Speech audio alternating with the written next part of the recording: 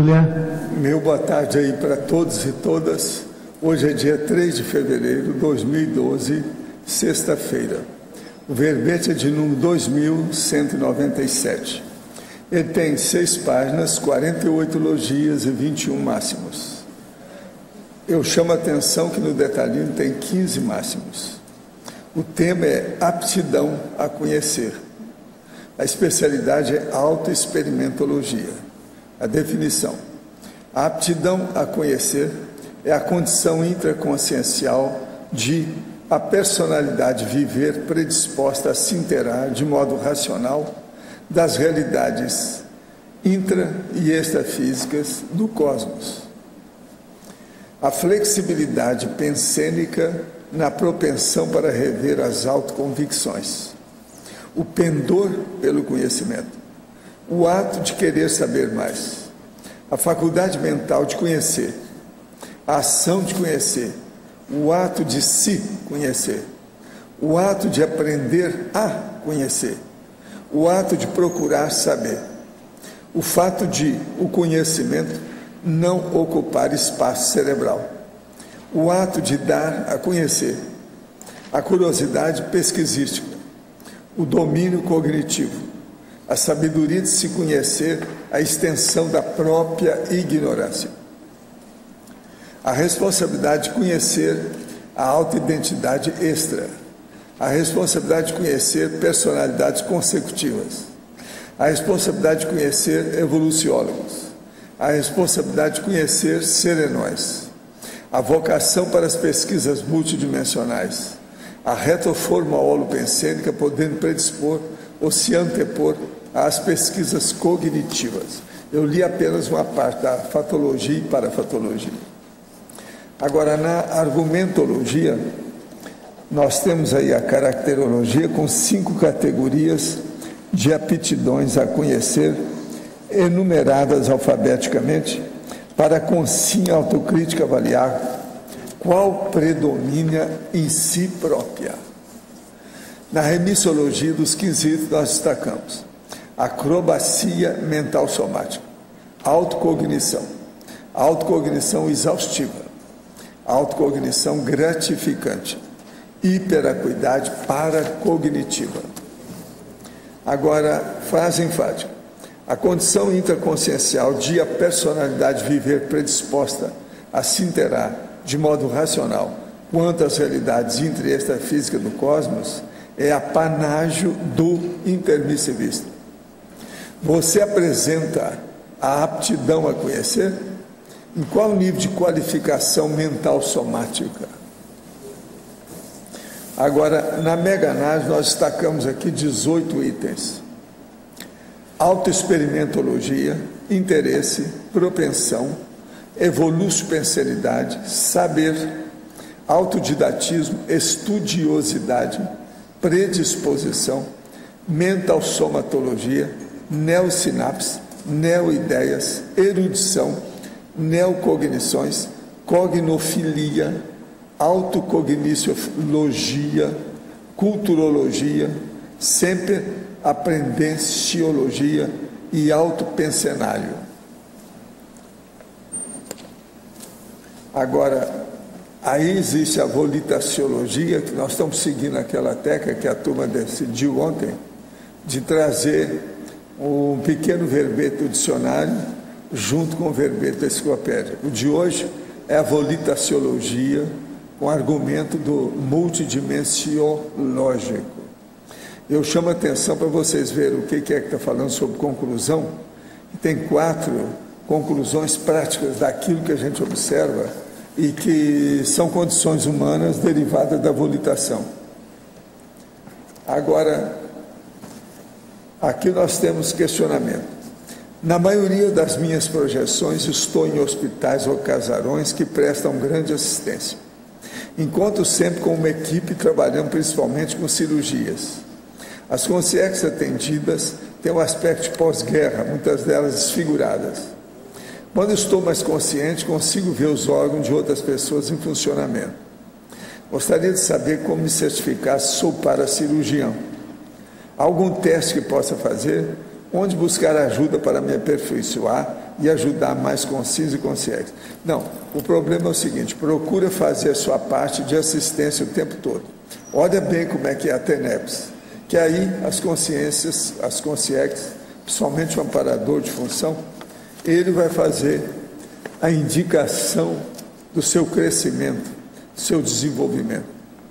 Olha o manual da TENEPS, é muito importante. Sei que a projeção é um fenômeno de ponta, mas quando temos sonhos oníricos, devemos também valorizá-los. Podemos extrair alguma informação dele ou é somente fantasia? A maioria é fantasia. Sonho não leva a nada, não, é muito difícil. Tudo que você vai ver, você tem que dar um desconto enorme devido à fantasia, à imaginação, à elucubração, o processo do achismo. Agora, então, o problema é transformar o sonho em projeção lúcida, que é outra coisa. Quais seriam os pontos que poderiam observar e levar em consideração nesse caso? Pode comentar? Para você, a gente recomenda a projeciologia. Leia tudo que diz respeito. Começa vendo o que é que diz lá sobre sonho. Depois você vai ver as técnicas que existem sobre projeção. A grande vicejante massa impensante não tem nenhum interesse pesquisístico útil, tirando as fofocas. Como reverter a longo prazo a pouca esperança que temos nessas consciências subcognitivas? De que modo nós, intermissivistas, podemos otimizar essa predisposição ao acesso frequente da central extrafísica da verdade? Eu aconselho o seguinte: venha aqui defender verbete. Você pode fazer aí 100, 200 verbetes que a gente publica na enciclopédia. Outra coisa, fazer o autorado conscienciológico, que dê sua obra-prima escrita. Isso é muito importante. Eu quero dizer que eu recebi aqui uma circular séria, uma carta, que é do presidente do Instituto Chico Xavier, lá de Uberaba. Vocês sabem que eu ajudo lá esse instituto. Então aqui está falando que eu sou embaixador do Instituto Chico Xavier. Entende? Então eles mandaram para mim a carta dizendo que é uma entidade filantrópica sem fins lucrativos e o presidente atualmente é o Adalberto Pagliaro Júnior. Nesse caso, foi representante pelo Dr. Paulo Afonso, que esteve aqui, que é o representante também do prefeito de Uberaba. Então, eles mandaram essa carta para mim, para que eu possa falar que eu vivo fazendo propaganda lá do Instituto. Então, atualmente, as atividades estão na seguinte condição. Primeira fase, concluídas as fundações, estrutura de paredes e alvenaria, no valor de R$ 1.989.000. E tem um saldo devedor de R$ 1.700.000. Recebemos uma verba de R$ 2.200.000, sendo que desse montante veio contrapartida do município no valor de R$ 200.000 e o restante R$ 2.000 do Ministério do Turismo para concluir a cobertura, o hall, o acesso às dependências e o totem. Ainda falta nos mezaninos imóveis no valor aproximadamente de R$ 1.900.000, do qual ainda não há verba para esse equipamento. Para realizar a obra no Centro de Convenções, que está orçado em R$ 2.400.000, não temos ainda a verba. Enfim, o Instituto vem realizando com seriedade e comprometimento as suas atividades. Desde já informamos que estamos à disposição para qualquer dúvida, sendo que se nos oferece, nesse momento, reiterando tal, Adalberto Pagliaro Júnior, presidente do Instituto Chico Xavier. Aqui tem o contato, os endereços, tudo isso. Se alguém quiser ajudar, fala comigo que a gente faz o contato lá com a turma. Eu estive lá e vi de perto, quando eles estavam começando a fazer junto com a nossa turma, né? A gente viu. O Instituto vai poder ajudar muita gente em matéria de esclarecimento. Lá é um processo mais técnico, é mais de informação mesmo, esclarecimento, detalhes. Tá valendo. Vale a pena ajudar. No caso dele lá. E com o nome do Chico, você sabe, atinge todo mundo, né? Mexe com muita gente. Vale a pena. Mas é um instituto de pesquisa, até um certo ponto, do jeito que eles vão fazer, a hora que estiver pronto. O ambiente é muito bom, que é lá no bairro que eu criei lá, a coisa toda, está muito bem. É a parte da mata que tinha lá, eles entraram na mata um pedaço, muito bom. Agora, voltando à aptidão a conhecer, quem é que está procurando conhecer aqui hoje? Parece que vocês vieram aqui para isso, né? O que me consta. Parece que é isso. Então, fala aí para nós. Na parafatologia, quarta linha de baixo para cima. Sim. A tendência pessoal a E rompimento paracerebral. Isso aí é para a pessoa que começa a ter uma cognição mais avançadinha, né? Então ela fica com primeiro extrapolação parapsíquica do ponto de vista de discernimento mental sono. Isso aí é que é o caminho. Agora, esse rompimento paracerebral quase sempre ocorre com auxílio da extrapolação, o extrapolacionismo das consciências amparadoras de função. Mas esse rompimento depois ele fica permanente ou é só um lampejo? Aí quase sempre vem um lampejo. Agora depois aquilo fica mais comum, fica mais constante. Acho que pode ser. E aí tem que usar aquelas técnicas que eu uso, né? O jeito que é, o modo de ser. Aí no dicionário agora eu estou dando umas dicas de detalhes sobre esse processo de a recepção de inspiração, entende? Da intuição, quando você vai escrever. Acho que é permanente. Estou escrevendo isso, qualquer hora vão aparecer, porque agora nós vamos ter esse verbete aqui todo dia, vai acabar todos eles vindo para cá, pouco a pouco. Isso de ser permanente talvez a consciência bem mais evoluída. Por exemplo, o evoluciólogo, a maioria está assim, né? Eles captam o negócio. Aí tem a taquitimia, mas dentro do processo de comunicação. Então a comunicologia fica muito maior. Outra coisa, uma taquitimia com fixação o tempo todo nas centrais extrafísicas sai de baixo, né? Isso dá um rompimento do paracérebro. Deve ter a toda hora. Agora, na pensenologia, a penúltima e última linha, a flexibilidade pensênica na propensão para rever as autoconvicções. Quer dizer, é o processo da reciclagem intraconsciencial, que é o problema do discernimento, né? Você, por exemplo, você está começando um novo ano, você está no segundo ano agora, no segundo mês, que é o fevereiro, né? Como é que é? Você está no fevereiro, quer dizer, uma ferversão do fevereiro, do esfervilhamento. Fervereiro. Como é que está esse mês para você? Você está fervendo com as ideias novas? Ou o negócio está parado? É baseado no fevereiro, que eles colocaram o carnaval em fevereiro, né? Quase sempre cai em fevereiro, porque fervereiro. Está esfervilhando. Agora, nós aqui estamos nessa aí. Nós já começamos a esfervilhar, trazendo 2 verbetes por dia. Agora, rever as autoconvicções é que eu não entendo. Autoconvicções, quer dizer, você tem que estar mudando essas autoconvicções. Você não tem as mesmas. Eu te conheço, sei que você andou mudando muito, mas não sei se você continua a mudar. Aí tem que ver. Pergunta para o Arlindo. Ele recicla as autoconvicções. Aqui é reciclagem, talvez uma revisão. É uma reciclagem, mas da cognição dos neoconstructos, do neoverpons. Tem gente aqui que trabalha com isso o dia inteiro. Por exemplo, uma delas é a Dulce. Ela trabalha todo dia nisso. Sempre tem ideia nova que ela está mexendo. Eu sei por causa das consultas que ela me faz do povo. Você é obrigado a pensar em ideia nova todo dia, no tapa. Não tem saída para você. Isso aí é o ideal se nós pudéssemos fazer isso com todo mundo aqui. Entende? Então, todo dia a gente dá para a pessoa para ela estudar uma coisa amanhã. Todo dia. No fim do ano nós temos mais de 300 estudos aí diferentes. Cada dia, algumas horas. O que mais você quer? Sabe, na máfia, então, agora, como é que é a situação? Eu entendo mais botando aqui reciclar as autoconvicções, mas tudo bem, você rever e depois reciclar. Rever as autoconvicções. Não, primeiro você tem que rever para depois você reciclar. Você não pode estar mudando a autoconvicção, ainda mais você. Você não pode mudar de uma hora para outra isso. Como é que é? Aonde fica a Itália, o conservadorismo europeu? O rever está certo, a tendência, mas como é que é? A mesma coisa é o Piccolo, tem que ir com calma. Você rever e recicla. Um é da Itália, o outro é de Portugal. Como é que a gente fica? Tem que estudar isso. Obrigado. Não pode ser assim. Você não pode julgar por terra o Colosso de Rhodes. Tá certo? A Babilônia. Você está entendendo? Se diz não pode ficar no dolce faniente. Você não pode chegar e empurrar as pirâmides do Egito. O que é isso? Tem que ir com calma. Tudo é um processo histórico, antigo, ancestral. Mas fala. Professor, no dicionário, na argumentação, o polinômio, na última linha, no dicionário. Vamos ver o polinômio. Não, é no dicionário. É? No dicionário. Ah, você está falando aonde que está isso? Na argumentação, o senhor colocou um polinômio na última linha. Ah, sim.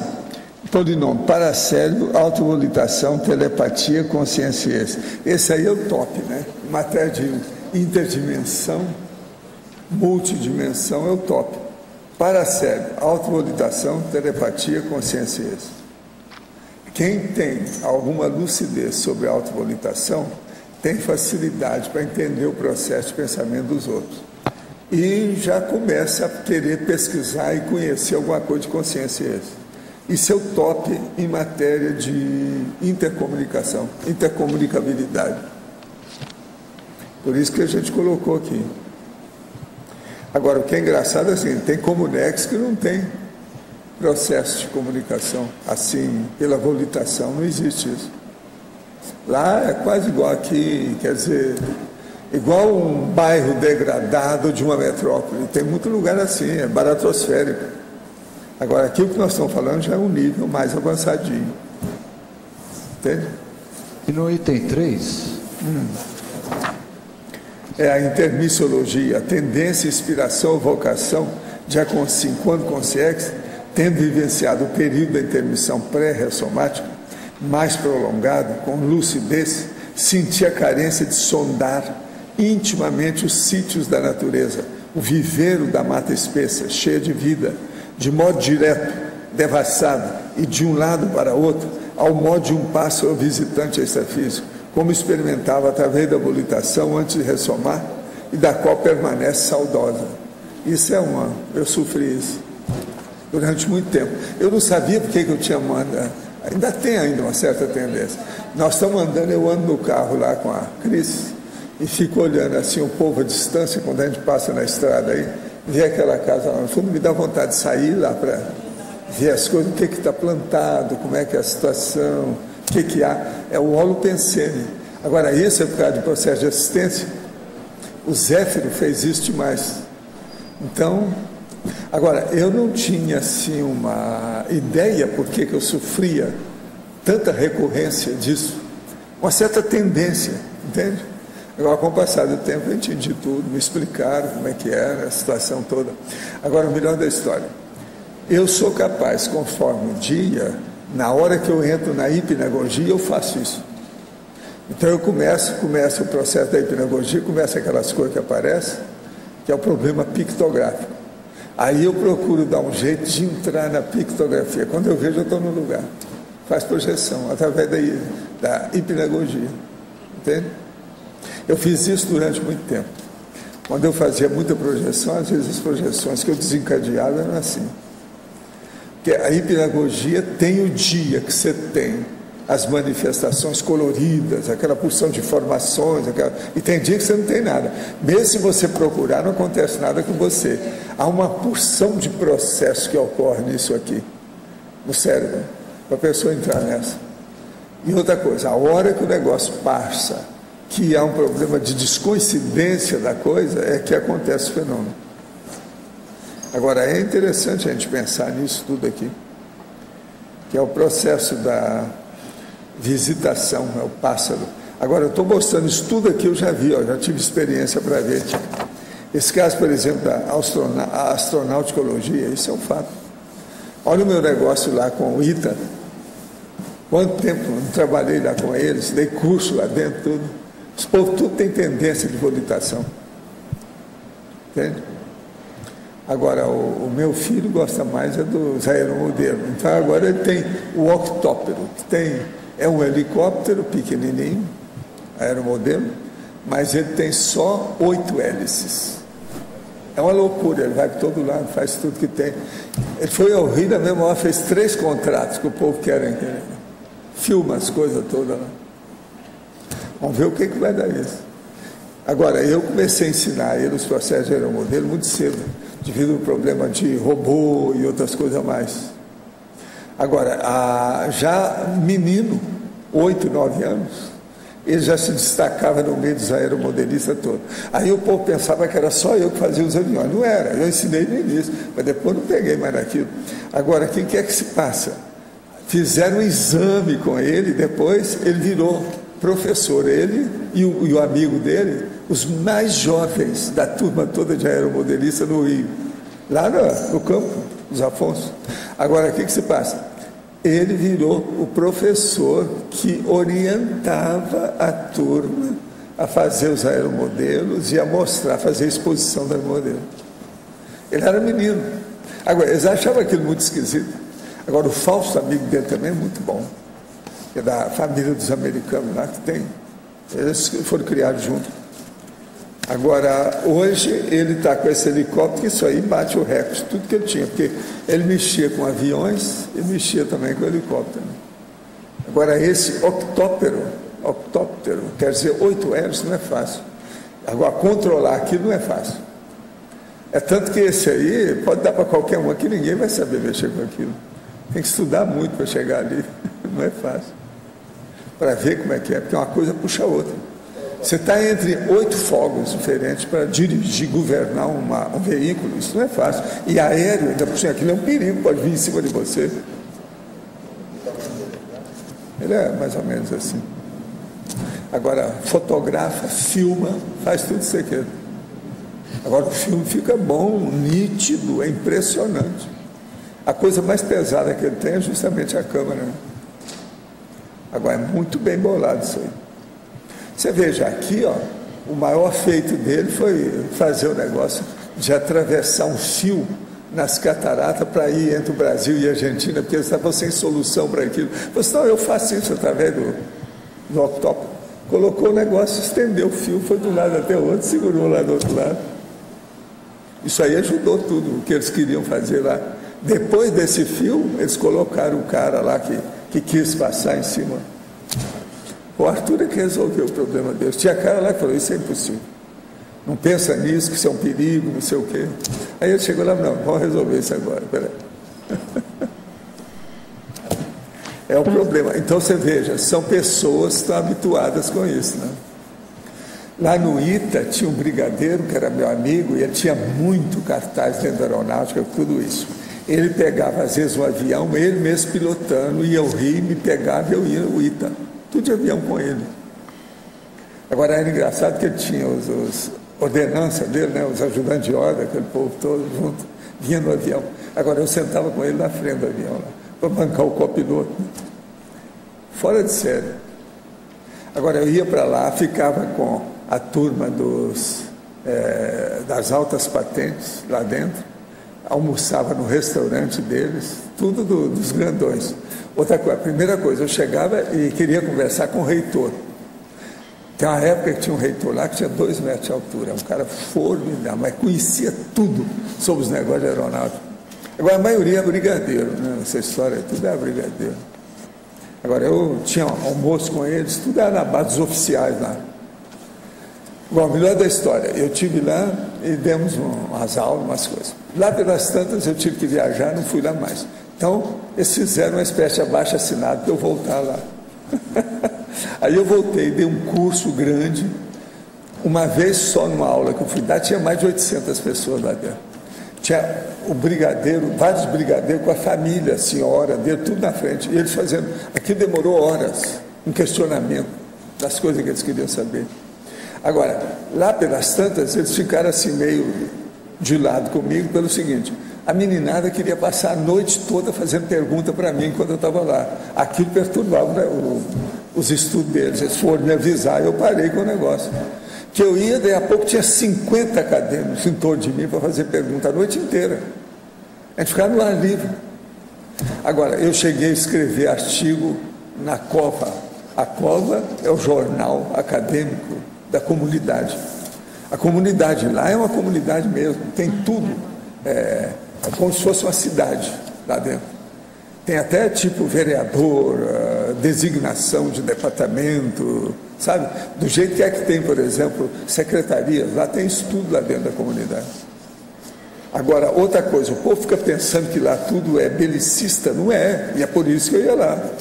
Quem vira belicista lá, ou entra na aeronáutica propriamente dita com o tempo, é só 10% dos alunos. A maioria não é. É um dos lugares que mais ensinam em matéria do Brasil. A biblioteca que o ITA tem é das melhores da América. É uma coisa de doido em matéria de biblioteca técnica. Uma beleza. Agora, meus livros tem tudo lá.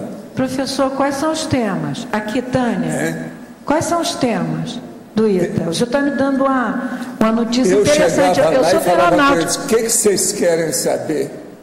Vamos estudar tudo aqui. Aí eles vinham com os processos toda a projeção. A maioria dentro da projeciologia, alguma coisa mais séria de projeciologia. Porque a pessoa que vai lá para o alto, ela sente como se tivesse descoincidido. Muita gente passa por isso. Até o Santos Dumont, que andou pouco lá em cima, ele falou que daqui de cima a situação é diferente daí de baixo. Começou a explicar isso. Tem processo dele assinado sobre isso. Então lá tinha de tudo. Outra coisa, lá no ITA, que eu fiquei conhecendo os russos, que pegaram o meu livro Projeciologia e levaram e traduziram, mas eles não publicaram. Ficou só entre os técnicos do processo que interessava para eles. Tudo gênero aeronáutico. Que o ITA teve, durante uma boa temporada, muito intercâmbio com os russos. Uma vez eu conversei com 2 que estavam lá, eles vieram, tudo para a gente ver o que faziam. Agora, outra coisa séria no ITA é o seguinte, lá tem jornal interno, tudo sério, tudo que se passa é registrado. Então, por exemplo, tem um monte de fenômeno que aconteceu com a gente, com amigos nossos, com a turma que trabalhava comigo, de fenômeno, tudo registrado lá no histórico do ITA. Está tudo lá, tem documento disso tudo. Agora, tem um nosso amigo que eles iam soltar um foguete, né? Lá naquela especial, lá naquele local, que muito tempo eles mandaram no Brasil. Ele então viu um negócio que deu um problema com o foguete antes da notícia aparecer. Ele viu lá no ITA. Isso tudo está registrado lá. Agora, foi a partir disso também que um deles, que era também do INPE, porque o INPE e o ITA, tudo tem muita relação. Eu falei nos 2 lugares, eu debati no INPE, aquele negócio todo com uma série de cientistas. Instituto Nacional de Pesquisa Aeroespacial. Pois é. Mas o outro, o ITA, que é o aeroespacial grande. Agora o INPE que faz... Eu sou da aeronáutica, professor, o senhor está falando, eu nasci no hospital da aeronáutica, eu sou da área. O último contato que eu tive mais direto com eles, ainda tem um amigo meu que trabalha lá com eles, de vez em quando ele manda material aí, ó, a Cris recebe. Mas o caso é o seguinte, o último contato foi uma senhora que esteve aqui, que era professora no ITA, e tinha um aluno dela, o filho, que era aluno lá. Então ela veio aqui e pediu para a turma, para o Instituto, mandar gente lá, isso já faz alguns anos, que depois eu nunca mais apareci lá. Eu parei de ir nesses lugares assim diferentes. Né? Eu ia muito, uma certa época, para ter contato com o povo, saber como é que era. Paulo. Agora, a melhor coisa que aconteceu lá no ITA, que eu achei muita graça, porque o povo estava comigo, todo mundo começou a rir, foi, até um certo ponto, foi uma gafe da minha parte. Mas a intenção, você sabe, eu pergunto tudo, né? Sondo tudo, quero saber de tudo. Então, a senhora que estava lá, estavam acabando de organizar a biblioteca, aumentaram muito o departamento, aquela coisa lá enorme. Então, me pediram para arranjar um monte de meu livro, principalmente projeciologia. Eu, então, mandei um monte de projeciologia para lá. Então, devia de ter, no mínimo, uns 10 volumes. Aí, ela me pediu para dar uma vistoria na biblioteca com ela. Eu fazia uma visita para ver como é que era. Aí na pedação que eu achei, eu falei assim, pois é, aqui ó, tem seus livros aqui. Aí eu olhei e falei, mas tem só um livro de projeciologia. E os outros, o que aconteceu? Não, está tudo funcionando. A gente deixa um livro, porque um não pode fugir, não pode sair. Agora, se tem um, deve ter 8 ou 9 na mão dos estudantes. Tá tudo, ela foi lá e mostrou o registro, está tudo lá registrado o nome, o povo estava estudando o livro. Agora, ela vira para mim e fala assim, você notou também que tem um espaço em branco, é para chegar com os livros, tem que colocar aí. Agora, isso tudo foi engraçado, o povo começou a rir de mim, né? Porque eu falei, vem cá, eu mandei tanto livro, só tem um, não entendi. Os outros estão... Eu queria saber, né, se tinham passado a mão nos livros ou se o negócio estava lá. Não, passaram as mãos, mas para estudar. Valdo, foi uma gargalhada em cima de mim. Só para a Tânia saber, em 89, o Wagner e eu fomos ao ITA, ao INPE, durante o ano inteiro. Nós demos aula para 150 professores e alunos, o curso completo de projeciologia. Agora, eu dei certificado de curso lá no INPE. Está precisando voltar, foi 89. Tinha até oficial que recebeu o certificado meu. Não está precisando voltar? Pois é. Eu atualmente eu não sei como é que está o INPE. Voltar. É, porque a gente tinha um contato lá que era o capitão Baranoff, né? É, ele morreu. Ele que era o nosso ponto de contato. Agora, quem então, está ele organizou mais... as turmas de curso lá. Nós tem agora um amigo nosso que trabalha ainda lá no INPE. E no ano passado, Valdo, apareceu aquele casal aqui, brasileiros, mas morando nos Estados Unidos.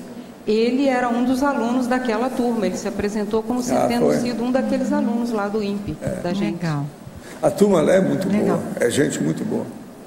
Se mulher bonita chama assédio, então os árabes estão evitando a exigir que as mulheres usam burca. Ah, você descobriu isso? É agora? Já falei nisso, a gente sabe disso há meio século.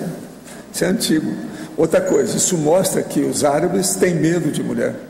Chama misoneísmo. Quando um homem tampa a mulher toda, porque ele tem ciúme dela e tem medo da situação dela. Isso é clássico, é internacional, não é só árabe, não. Olha bem, uma mulher muito bonita, que está com um homem, e ela está toda tampada, você vai falar, é etnia, é a cultura, é o processo específico. Não interessa. Na minha terra chama-se folclore bobo. E as mulheres são boboca de se submeter a isso, são escravas. Recentemente fui convidado a participar de reunião em centro espírita. Falei que não tenho interesse em realizar estudos por não concordar com algumas posturas que considero dogmáticas, mas que poderia trabalhar através de exteriorização de energias.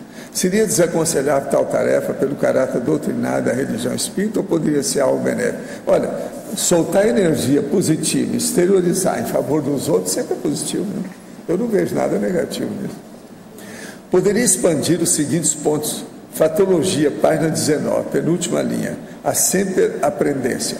O caso todo é o seguinte. A sempre-aprendência é o termo que a gente usa de base latina para mostrar que a pessoa tem que ser autodidata a vida toda. Na hora que ela for para a cremação, ela deve falar, espera aí que eu ainda vou dar uma lida aqui no negócio que eu estou aprendendo, que eu ainda não entendi, espera aí. Então, ela lê o que quer dizer cremação e o que acontece depois com a cremação. O que vai acontecer com a cinza? Aí, agora pode me levar. A sinergismologia, página 19. O sinergismo inversor intelectual, gerante polímata. Se o inversor começar a estudar as coisas muito jovem, ainda adolescente, a hora que ele chegasse aos 70, 80 anos, ele vai ser um cara com alguma erudição, pelo menos, é um polímata. Tecnologia, página 19, a técnica da reserva de leitura. O problema é o seguinte, é você ter uma série de livros que você ainda não leu, que fica na fila para você ler. O ideal é ter 160 obras. Isso aí, junto com os amigos meus, nós chegamos à conclusão que o número ideal é esse, que aí não sobra nada. Tem verbete que eu já falei. Em sinergismologia, página 19, segunda linha. Poderia expandir o sinergismo, cognição útil, discernimento cosmoético, comunicação clara, cognição útil. Então, você está trabalhando com alguma coisa, fazendo pesquisa ou investigação de algo que é um conhecimento que você tem aplicação. É prático, objetivo, útil. O discernimento cosmoético, você tem que saber distinguir se aquilo tem moral ou não tem. Não pode ser uma coisa nem amoral, nem imoral. Tem que ser moral, então é cosmoético.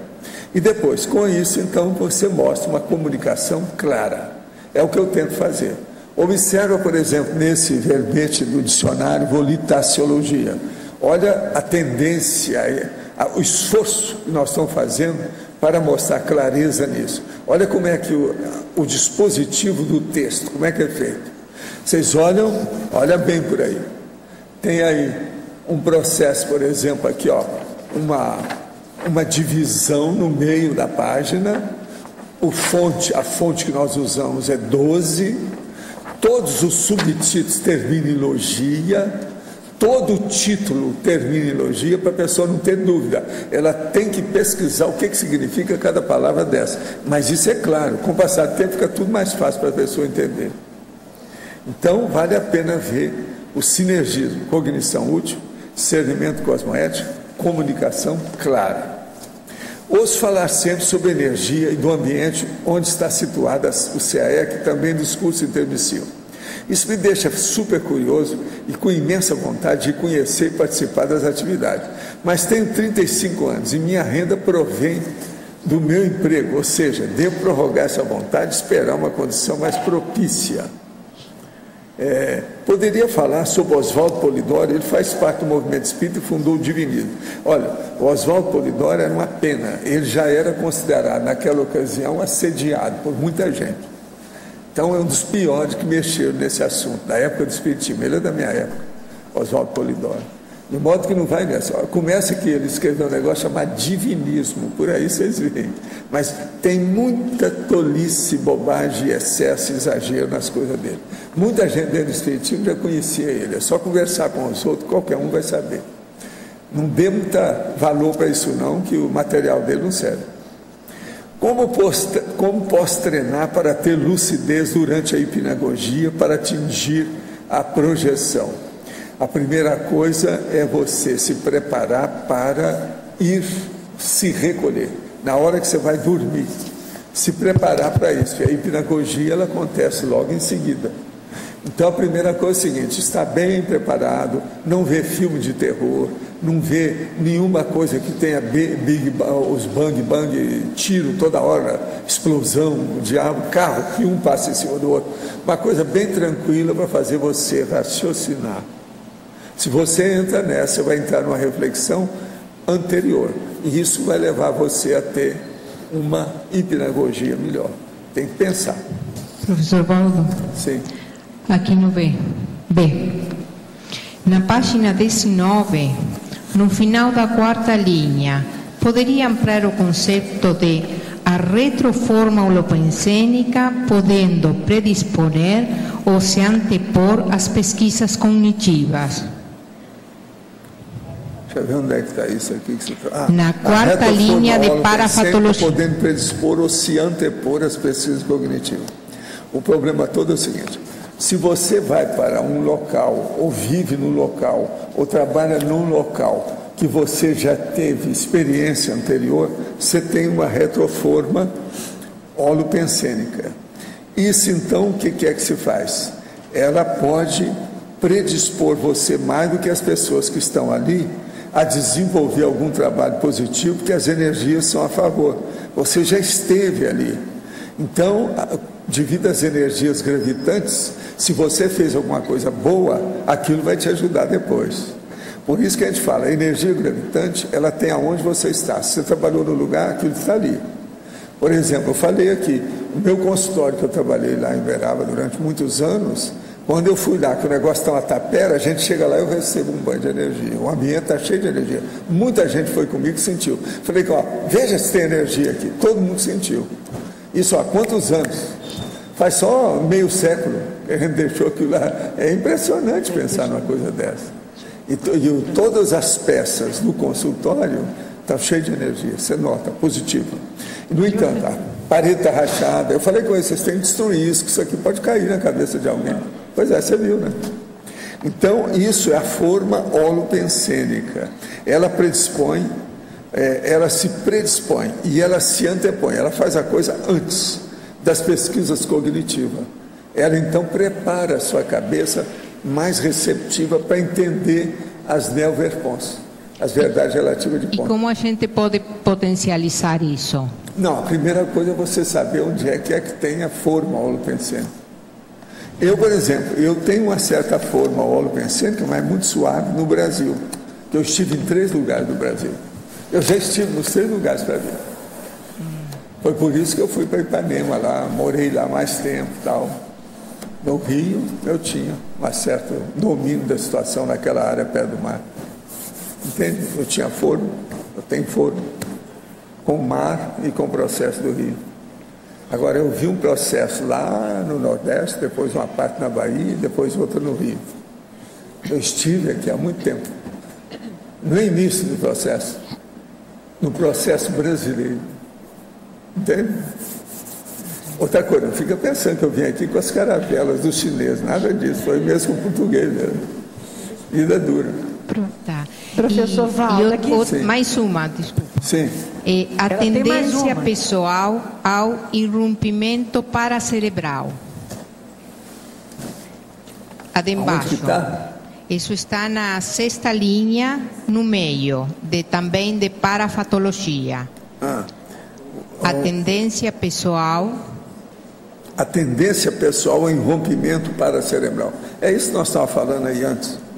O problema todo é o seguinte: se você estuda muito e procura ter cosmoética, fazendo assistência, quer dizer, estudo, cosmoética e assistência, esse trio, esse trinômio, vai fazer com que o seu paracérebro fique mais acolhedor. Com isso, você entra mais em contato com o amparador extrafísico de função, se acessa com menos dificuldade as centrais extrafísicas, você pode ir até numa parapsicoteca enquanto está aqui no corpo. Estudo é importante, devido ao processo da projeção. Estudo ajuda o problema da projeção. Então, esse rompimento paracerebral é justamente isso. É o que nós estávamos falando aí antes. Caminha para o estudo conscienciês, para a cosmoconsciência, que é um fenômeno fora de série. Uma série de condições positivas. Obrigada. É a autoconsciencialidade mega cognitiva multiexistencial que a gente está falando. É outra coisa também. Ó. Logo em seguida eu estou falando isso aí. Isso é um fato.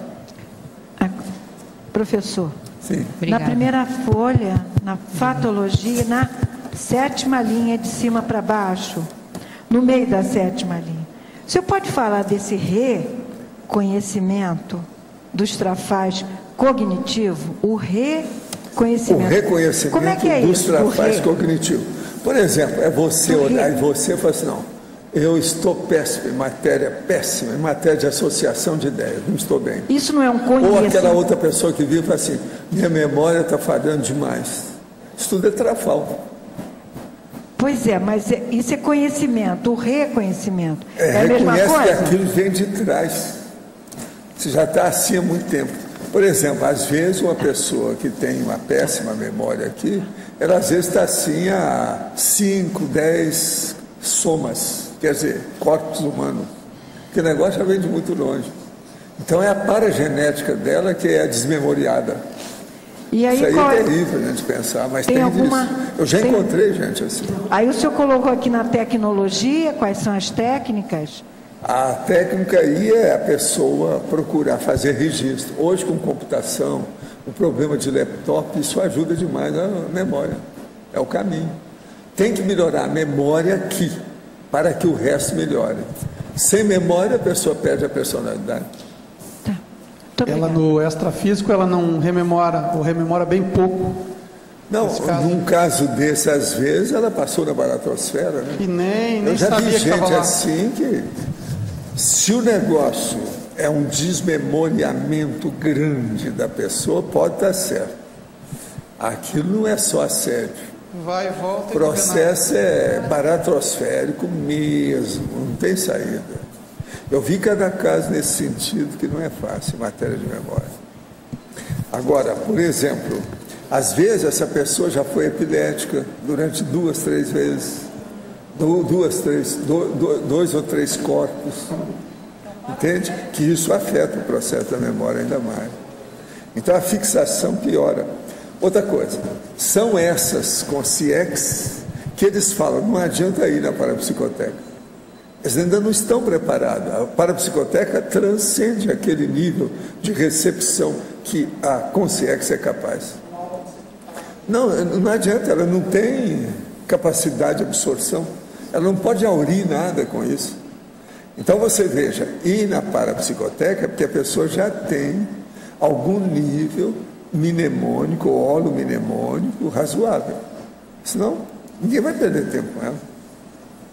Estou com 46 anos e até hoje tenho certa insegurança quanto ao meu modo de vida. Trabalho em educação, gosto do que faço, mas na vida pessoal tenho sempre ansiedade e sensação de que não é isso só que devo fazer. Tenho potencial para muito mais, mas não deslancho. Divido algo e quando me dou conta, já decido algo e quando me dou conta, já parei com tudo, desisti, estou marcando passo de novo. Tenho um relacionamento mais calmo agora, já foi bem conturbado. Ele atende aos filhos dele. Então, não moramos juntos, mas também não conseguimos ficar distantes. Sinto confusão na minha cabeça. Ainda não tenho certeza do que quero mesmo. Poderia me ajudar? A primeira coisa é o seguinte, olha bem a sua idade. Pela idade, então, você tem mais ou menos responsabilidade. Segundo, se você trabalha em educação, o que você já escreveu? Quais os artigos você já fez a respeito? E o livro? Quando é que você vai escrever um livro? Independente da conscienciologia. Se é da educação, a pessoa tem que mexer com a comunicação. A comunicação escrita, que é o autorado, é muito sério, seja para quem for. Docência, professor, pedagogia, isso aí, como é que é? Licionar? Docência? Tem que fazer comunicação de ideias para esclarecer o público. De modo que você tem que pensar nisso. Como é que você está? Outra coisa, depende da sua idade, é preciso ver esse negócio de um morar num lugar, o outro morar no outro. Dupla evolutiva não resolve assim, não. Tem que decidir. É ou não é? Como é que é? Que tal, se precisar, você pegar os filhos dele? Vão virar filho seu. Faz isso. Vem o whole pack, todo o pacote inteiro. Ele e os filhos. Desde a adolescência, diversas pessoas me chamam de Rodrigo. Isso é bastante recorrente. E acontece em diversos ambientes diferentes entre pessoas que não se conhecem. Trabalho, CCCI, amigos. Tenho um irmão chamado Rodrigo. E essas pessoas normalmente não o conhecem. Essa semana ocorreu novamente essa situação. E a pessoa se justificou falando, mas você tem a cara de Rodrigo. Isso é que normalmente me falam. Gostaria de entender melhor esse fato. Poderia ter relação com alguma retrovida, acoplamento com meu irmão? Que tipo de hipótese pode levantar para pesquisar tal fato? Não, anota tudo e fica de olho. E quando tiver qualquer caso, olha a circunstância do caso. Vê o que é que o caso pode oferecer a você de esclarecimento. O mais, não, eu não vejo nada demais, não. Agora, seria bom quando você estiver, por exemplo, aqui no CAEC, colocar seu nome bonitinho. O crachá existe para isso. Aí você liquida com o negócio, ninguém vai te chamar de Rodrigo. Quem está falando é o Felipe Couto, sabe? Ele tem um irmão chamado Rodrigo, estava aí esses dias. Mas então... Foi perguntado aqui na quinta linha da fatologia, na página 18, as equações cognitivas. Quinta linha. As equações cognitivas. Pois é, o processo todo é o seguinte, você tem que fazer as equações de todo tipo. As cognitivas são as mais importantes. Então você vai juntar todas as suas faculdades mentais, sensoriais, todos os seus processos de hiperpercussiência para ver como é que se controla uma coisa com a outra. Uma das coisas mais sérias nessas equações é você pegar aquilo que você tem mais tendência positiva e procurar enriquecer aquilo que você tem menos tendência cognitiva. Então, uma coisa ajuda a outra. Uma pessoa, por exemplo, aquilo que eu falo, tem uma característica muito clara, objetiva e prática. Se uma pessoa, por exemplo, ela não está com boa memória, mas ela é boa de associação de ideias, ela sabe como fazer associação de ideias, é bom ela pegar a associação de ideias e trabalhar com a memória através disso. Entende? Agora, julgar hoje com computação, etc. Tal, as equações cognitivas têm que ser tiradas por aí. Entende?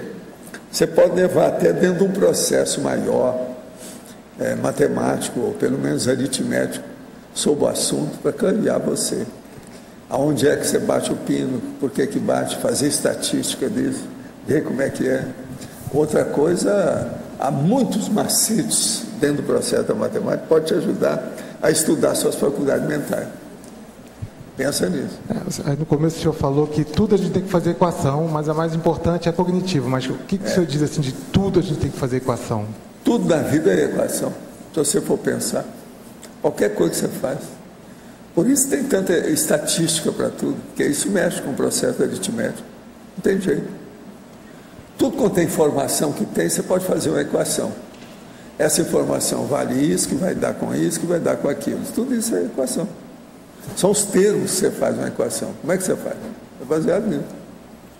Eu, por exemplo, eu estudo tudo na base de estatística, tanto que eu pedi para o nosso amigo, o Flávio, para estudar uma IC na base da estatística aqui. Estuda a equação, dentro do problema nosso. Agora, o meu caso aqui, ó, os balanços que nós fazemos, tudo é um processo de equação do trabalho da gente. Por exemplo, até o momento tem 11 perguntas de fora. Teve um período desse agora na semana passada que todo dia estava mais de 30 perguntas por dia de fora. Entende? Porque isso varia. Agora, por que isso? De que modo que é? Nós já estudamos essas coisas todas. Tem as fases, vai e volta. Sempre tem. Agora, por exemplo, atualmente nós temos aqui uma série de perguntas jejunas. É muita gente perguntando coisa trivial, inicial. Então, todo mundo tem que ter muita paciência quando a gente está atendendo isso tudo, que é o jeito. Entende? Que é coisa muito ainda primária, certas perguntas. Mas mostra que é gente nova que está chegando agora. E vocês veem pelas perguntas que está sempre gente chegando novo. Não, eu estou fazendo isso faz 2 meses. Eu estou aí faz 6 meses. A outra faz 5 meses. Não sei o quê. Tudo gente nova.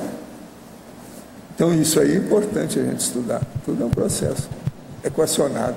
Quando teve a publicidade, né, na TV, teve bastante, durante um tempo até longo, né, que foi muita gente nova chegando. Se fizer, vai chegar mais gente, porque sempre tem os buscadores de borboleta que não sabem para onde vão.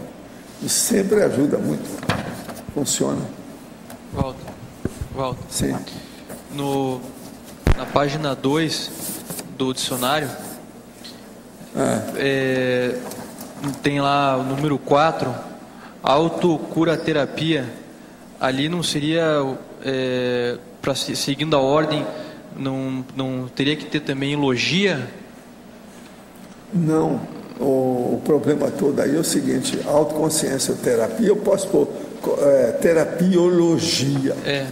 Você tem, às vezes eu uso isso. Eu aqui só porque eu chamei a atenção, porque isso aí é difícil. Mas a gente pode pôr. Uma outra coisa, o certo aqui é autocuroterapia, não é cura, não. Outra coisa aí que está faltando também, viu, Luiz? É que energias conscienciais, geralmente, nesse caso aqui, eu coloco o itálico, está faltando o itálico. Agora, eu posso colocar aí que a maioria é assim, mas olha, não são todas não, é a maioria.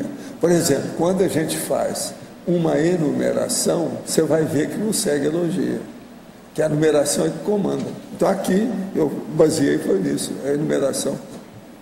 Olha que tem outros assim, você vai ver depois. Tá. Agora, o subtítulo em si, todos eles são de elogia, isso aí não tem exceção. Subtítulo. Tá. No caso, a enumeração que não... Hein? No caso, a enumeração só que não... Isso aí é uma enumeração, então ele está certo sobre esse aspecto. Tá. Mas agora tem uns que tem enumeração toda, às vezes 20 coisas, 30, não tem logia nenhuma. Entendi. Isso é de propósito. Agora, por exemplo, na hora que vai mostrar aquela enumeração, entende? Taxologia, numerologia, caracterologia, tipologia, está tudo de logia. Tudo logia. O subtítulo, você sabe o que é? Sim. O subtítulo é o que comanda o texto de cada divisão. Cada verbete desse tem 3 a 7 divisões. O ideal é o de 6. Esse aqui, por exemplo, tem 5. Ele tem 5. Entende? São 5 divisões. Agora, veja, ele tem 2 enumerações. A enumeração pode aparecer em qualquer divisão. Eu tenho já umas 15 páginas de instrução de como fazer o dicionário. Já vão para mais ou menos, eu acho que uns 8 meses que eu estou trabalhando nele. Então já está começando a ficar adulto. Dentro de uns 2 anos eu acho que eu vou saber direitinho. Agora, até o fim do ano, esse ano, eu quero completar o primeiro volume. 900 páginas. Faltam 230 páginas ainda. É o problema da equação. Olha como é que eu sei isso tudo. Olha a estatística. Eu tenho tudo. Faltam 230 exatinho no dia de ontem. Agora, eu tenho vários verbetes para colocar lá. Quer dizer, se eu colocar todos que eu tenho, já vão para 220. Porque possivelmente, com 5, eu já pego 10 páginas. E à medida que você vai fazendo, você vai compondo esse manual de Não, eu tenho orientação aqui, ó. Eu estou com os dados aqui, essa pasta aqui, ó, dicionário, pastas ativas. Então, eu vou ler só para você. Tudo meu tem equação e é ordenado. Então, aqui está. Ordem da madrugada. O que eu tenho que fazer de hoje para amanhã? Quase sempre é 1, 2 horas que eu vou trabalhar até às 6, 7 horas. Agora aqui. Esse aqui é um negócio para ser acrescentado. É uma adição que eu tenho que colocar.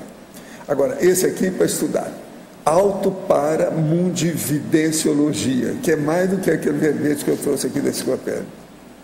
Agora, aqui está um processo para estudar o Pensene com dados mais profundos do Pensene, que eu tenho que fazer um verbete. Tem outro aqui que é da interassistenciologia, mas eu não sei o que é que eu vou fazer por causa do nome, que lá já tem. Então, nós temos que ver o que eu vou, porque é um aspecto que eu ainda não falei. Tem outra aqui que é a conformaticologia, que esse aqui eu já dei um toque aqui, como é que era. A conformática é um negócio muito sério, aqui o que eu quero expor, porque ela mostra que todo mundo está atrás da análise de conteúdo e fala nisso. Mas ninguém fez uma para-análise ou mega-análise conformatológica. É isso que eu vou explicar. Uma outra coisa... Eu vou escrever um negócio aqui que vai ajudar você, que é a prefaciologia, entende? Que é o que você sempre pediu também para a gente fazer. Agora, ó, o que é que eu tenho para me orientar? Isso aqui é um quadro que mostra os verbetes, os 7 tipos que tem, entende? Não posso errar nisso, porque qualquer coisa, se você errar, aparece logo. Esse aqui não tem jeito de esconder, você está entendendo?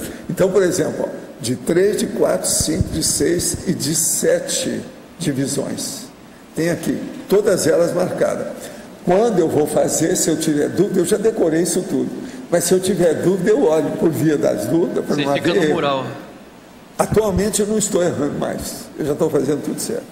Mas eu não confio, né? Se eu ficar cansado, eu começo a errar.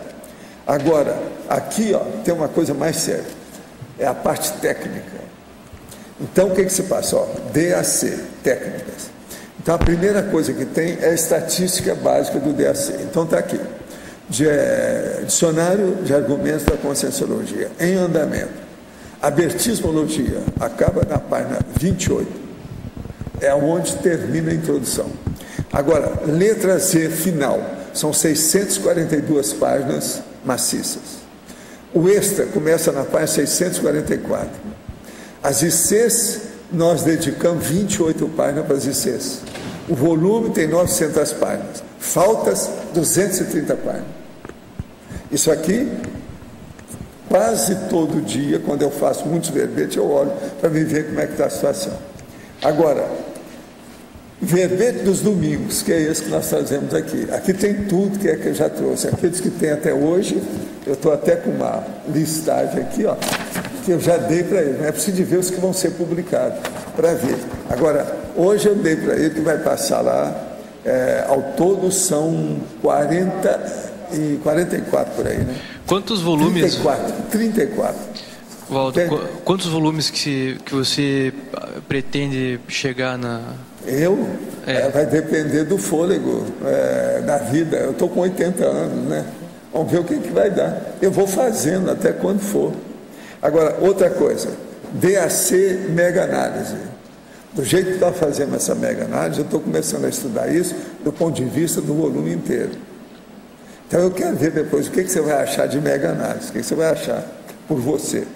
Agora aqui, ó, ainda tem ainda uma pasta de detalhes, coisas que estão assim no pedaço, que ficou pelo caminho, que a gente tem que estudar. Então, eu escrevo tudo para ver como é que é. Por exemplo, sobre parafenomenologia, eu já escrevi lá, mas tem umas coisas muito sérias. Então, por exemplo, tem um negócio que chama tri-mega-parafenomenologia. Tem outro que chama tri-recepciologia. E por aí vai. Energo-retrotransmissiologia. Isso tudo é brabo, tem que estudar. Agora, esses já estão mais ou menos avançados, mas eu, quando escrevo um, eu tenho que olhar o outro, porque são fenômenos avançados que eu ainda não escrevi. Tem que ver o que tem para ver a conotação de um. Um pode esclarecer o outro. Você entendeu? Sim. Agora, veja, todo dia eu trabalho na enciclopédia e no dicionário. Agora, do ponto de vista do meu trabalho, o que eu faço? Eu tenho uma orientação de cada coisa para cada noite, mas eu tenho uma orientação básica também. Então, por exemplo, você tem uma ideia, tem 5 coisas que eu não posso esquecer, tudo está na minha cabeça, mas eu tenho isso escrito também quando preciso. Primeiro, redação do verbete. Você vai falar, mas que verbete? Pode ser da enciclopédia ou do dicionário. Agora, segundo, a redação que eu estou falando é a redação manuscrita. Agora, depois, a digitação do verbete. Terceiro, revisão do verbete digitado.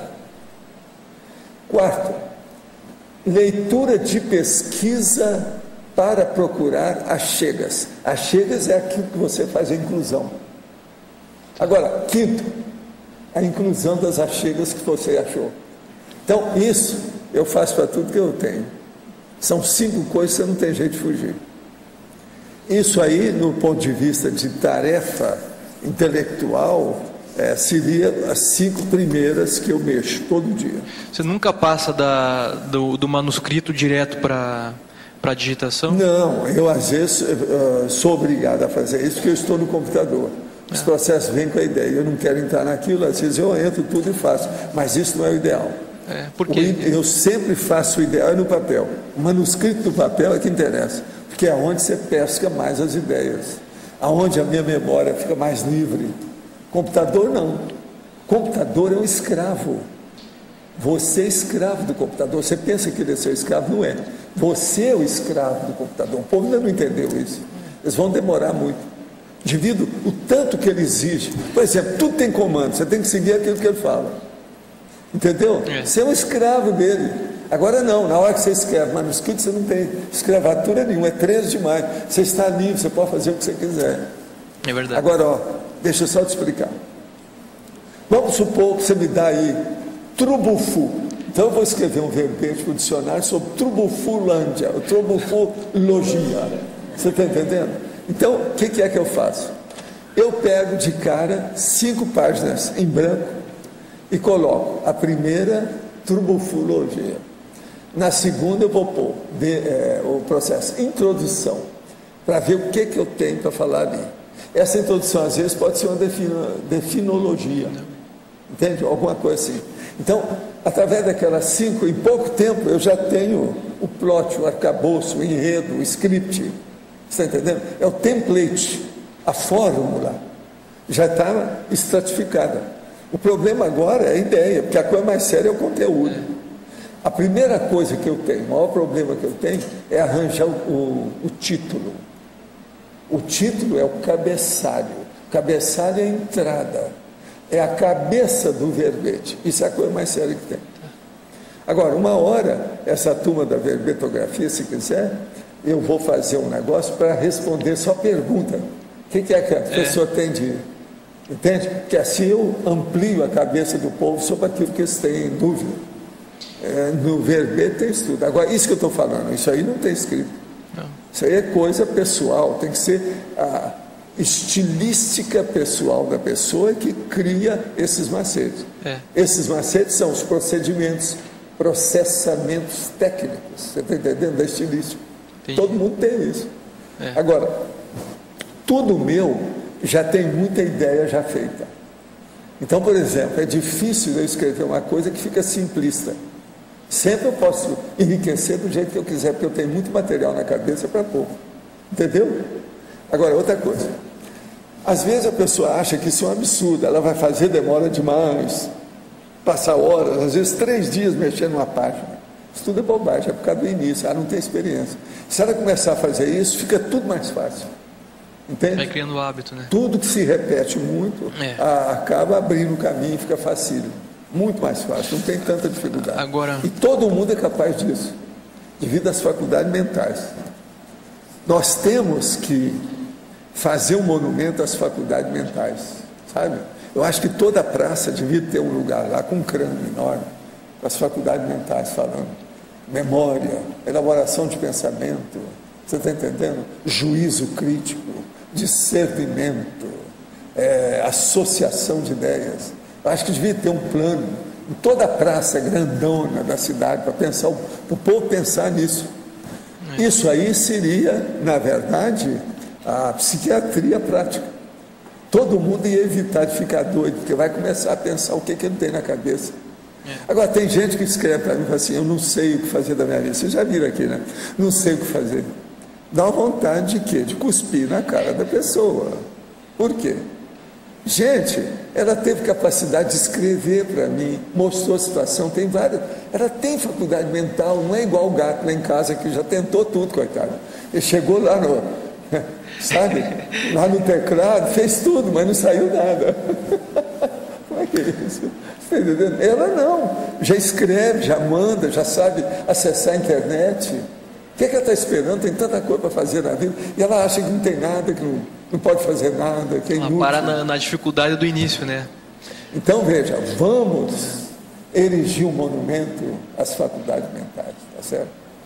Uma outra coisa, a maioria dos verbetes da enciclopédia dizem respeito às faculdades mentais. Esse aqui eu acho que não é não.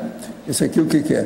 Não, olha lá, a tributologia predomina das faculdades mentais, notadamente do autodiscernimento quanto à holomaturescência da hiperacuidade mental somática.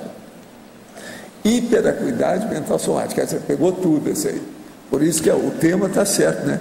A aptidão a conhecer é o processo. Você tem que ter uma tendência, que são vários nomes para isso, né? No caso aí aptidão, predisposição, tendência, pendor, vocação, propensão, curiosidade, perfil, talento e dom. Se você tem isso, tudo vai certo. Agora, você está entendendo por que é que eu tenho mania, uma verdadeira mania, no meu estilo histriônico de comunicar, de colocar sinônimo no negócio? Porque se a pessoa não entender um, ela entende outro. Do jeito que eu falei agora, você está entendendo? Eu falo isso lendo, falo isso na minha cabeça, você está entendendo? O tempo todo. Você observa que eu repito as palavras mais diferentes. Para o quê? Para a pessoa começar a pensar também diferente com outros termos. Para você Nós também, né? Nós temos que ajudar o dicionário cerebral dos ouvintes. E para a pessoa que fala também, é um treino, né? É muito importante para todo mundo, né? Para todo mundo é. Agora, o processo todo é assim, nós temos ouvintes e temos leitores. Você tem que saber como conjugar a comunicação para uns e outros. Aqui, por exemplo, eu tenho os ouvintes, mas ao mesmo tempo nós temos leitores. Então aqui, uma das melhores coisas que tem é a tertúlia, que ela é composta, entendeu? Ela mexe com as duas coisas, o tempo todo. Estou com minha irmã num pós-cirúrgico de abdômen plastia há 4 dias e continua no hospital, só conseguindo manter a frequência respiratória com oxigênio. Ela estava com muito medo durante todo o tempo. Estou confusa se é só um processo emocional. Gostaria de ajudar para entender. Quero os médicos tenham lucidez para fazer o melhor. Ela é voluntária do IPC, está no Hospital São José, Rua Rodeio Bonito. Sim, eu vou colocar na internet para a gente ver o que faz. Agora, se ela estava com muito medo durante todo o tempo, isso já mostra que já tem problema. A pessoa não deve entrar em cirurgia com medo. Ela cria logo um holopensene contra a cirurgia. Isso piora todo mundo, piora até o médico que faz a cirurgia. A pessoa tem que entrar com consciência, com confiança, positivamente, senão está danado.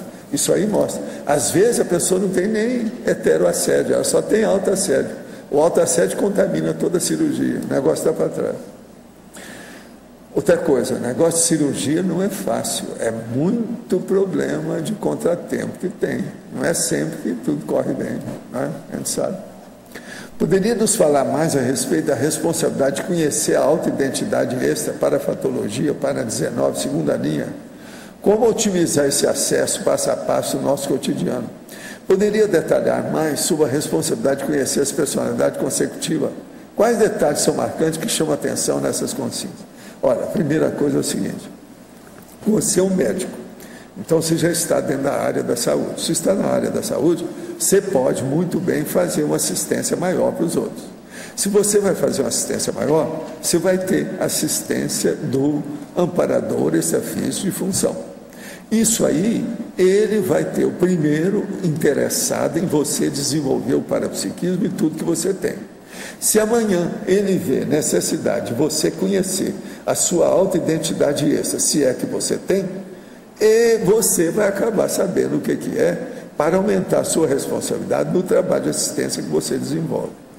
Então, tudo isso acontece em função da assistência que nós fazemos para as consciências assistíveis. De modo que pensa bem. Agora, a personalidade consecutiva.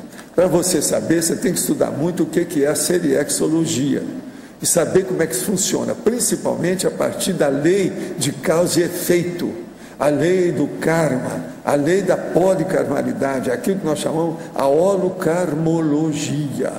Se a pessoa então começa a entender isso, ela vai começar a ver o que acontece nas personalidades consecutivas. Eu já estudei dezenas de casos disso aí. Tanto eu comecei com a minha família, depois saí fora da família, passei para a minha clientela de médico e depois para os meus amigos, e hoje eu estudo o processo com essa turma toda da família conscienciológica, que é o processo da CCCCI. Aí a gente vê como é que é o processo. Agora, a personalidade consecutiva. O ideal é quando a pessoa já tem alguma ideia mais avançada do que é a autorretrocognição. Se ela tem noção disso do ponto de vista teático, teórico e pragmático, vivenciado, ela então pode entender isso mais e vai entender as pessoas junto. Por quê? Ninguém tem autorretrocognição mais avançada sem envolver outras pessoas com quem ele vive. Sempre tem gente do grupo evolutivo mais íntimo. Sendo assim, ele vai começar a discernir, identificar, diagnosticar as personalidades consecutivas ao lado. Então fica muito mais fácil para ele. Agora, outra coisa, ninguém tem todos os amigos que você teve na vida anterior junto de você nessa vida. Então, tem uma série deles que são extrafísicos, são conscientes. Esses, então, ajudam você na questão do processo da personalidade consecutiva. Porque uma coisa alimenta a outra, enriquece, esclarece, mostra o caminho. De modo que siga a interassistencialidade, que você está no caminho para descobrir isso tudo. Seja o processo da autoidentidade extra ou das personalidades consecutivas. A primeira personalidade consecutiva que você vai estudar é você mesmo. Olha bem isso. Em Fatologia, página 18, na 7ª linha, poderia ampliar a taxologia do conhecimento e o reconhecimento dos trafais cognitivos. Isso aqui nós já falamos sobre o reconhecimento, aí demos uma ideia. Agora, a taxologia do conhecimento é a pessoa ver tudo que tem em matéria da cosmovisão, da cognição. Por exemplo, você deve fazer um levantamento do que é que você tem tendência. Você quer estudar o quê? Você gosta de quê? O que é que chama atenção? O que é que prende a sua curiosidade em matéria de experimentação, de análise, de pesquisa? Por aí você vai ver, então, o que está faltando? Por onde é que você deve seguir? Agora, os trafais cognitivos, você tem que ver essas faculdades mentais que nós falamos aqui. Eu vou repetir alguma coisa, só para você ter uma ideia. Associação de ideias, elaboração de pensamento, a memória, o processo do autojuízo crítico e o problema da paracognição, que no caso é a parapercepciologia. E por aí vai, tem uma série delas. Só aí eu falei 5. Ainda na fatologia 10ª linha, poderia ampliar o ato de tomar consciência das questões evolutivamente relevantes e na página 19, final da 4ª, o nível da eumatia pessoal. O problema é o seguinte, tomar consciência das questões evolutivamente relevantes é você fazer um levantamento da sua vida, de preferência olhando as folhas de avaliação do conscienciograma, e ver onde é que tem as fissuras, as lacunas, os buracos. O que está faltando para você? Olha lá, que aí você vai ver as questões evolutivamente relevantes que você não fez. A eumatia pessoal é quando você chega numa harmonia mais íntima, e essa capacidade da harmonia íntima permite que você faça a assimilação das ideias que você lê. Nós temos que lembrar que é muita gente que lê e que não assimila o que lê. Ela não sabe interpretar, por exemplo, às vezes uma sentença, uma frase, um período, uma página da leitura que ela fez.